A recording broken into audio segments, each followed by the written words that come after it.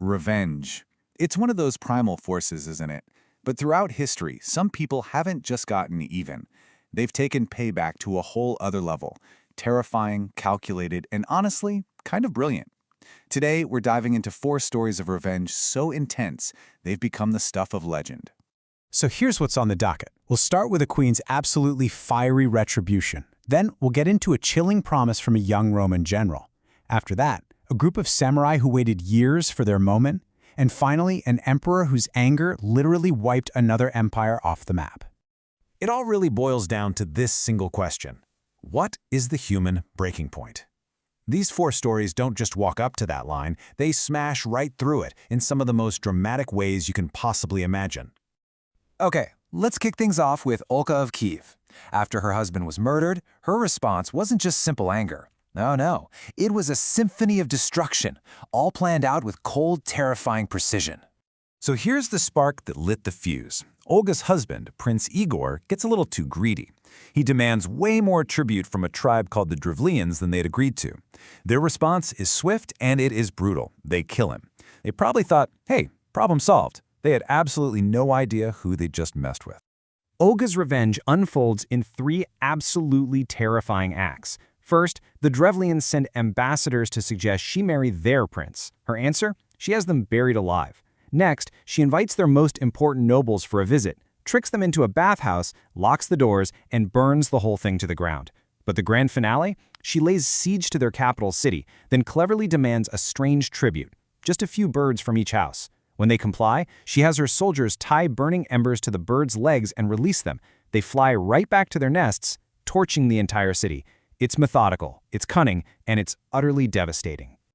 All right, our next story shifts from that kind of cunning deception to pure, unwavering, audacious resolve. And it stars a young Julius Caesar, long before he was the Julius Caesar you're thinking of. So back in 75 BCE, a young Caesar gets captured by pirates. Now, they're expecting a terrified victim, someone pleading for their life. Instead, they get a guy who acts like he's their boss. He tells them to be quiet when he's trying to sleep, he forces them to listen to his poetry, and he literally scoffs at the ransom they demand, insisting that he's worth way more. Can you imagine the nerve? But in the midst of all this strange camaraderie, he makes them a promise. He tells them, almost casually, that once he's free, he's going to hunt them all down and have every last one of them crucified. And they just thought it was a joke. Well, it was not a joke. The absolute moment his ransom is paid and he's free, Caesar gets right to work. He raises his own private naval force, sails straight back to the pirates' hideout, captures them all, and follows through on his promise to the letter. A crystal clear message: you do not underestimate a future emperor.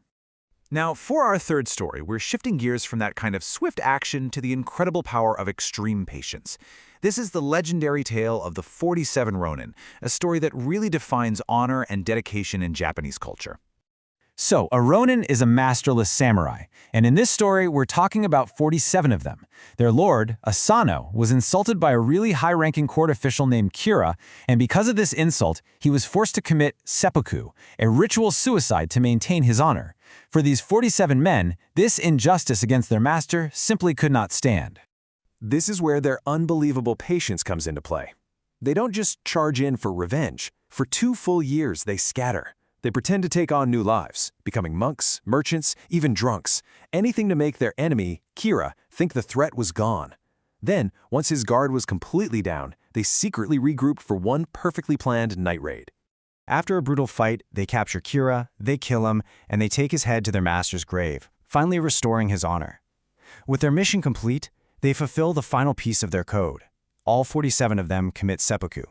See, their revenge was never about personal gain. It was all about duty. For our final story, we're scaling things up from personal honor to imperial annihilation. This is what happened when the hugely powerful Khwarezmian Empire made the fatal mistake of provoking Genghis Khan. It all starts with a Mongol trade caravan. The governor of a Khwarezmian city accuses them of being spies and has every single one of them executed. When Genghis Khan sends diplomats to demand justice, the Shah doesn't just refuse, he insults them. This was a catastrophic mistake. The Mongol response wasn't just a punitive raid. This was total war.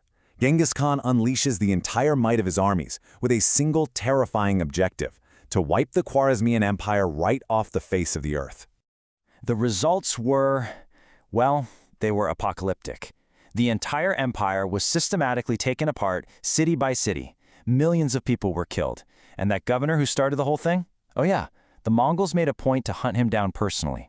Khan's payback wasn't just punishment. It was erasure on a scale that we've rarely seen in all of human history. So, there you have it. 4 stories of extreme retribution. Each one was driven by a completely different motivation, but they all ended in calculated, overwhelming violence. When you look at them side by side, you can really see the differences. Olga's revenge was deeply personal and strategic. Caesar's was a pure demonstration of power and resolve. The rōnin were driven by a strict code of honor that demanded patience and ultimately sacrifice. And Khan's was an active imperial wrath on a scale that is almost impossible to imagine. And all of this brings us back to that core question. Every single one of these Avengers believed they were delivering justice. But from our perspective, looking back, their actions look an awful lot like pure, terrifying vengeance.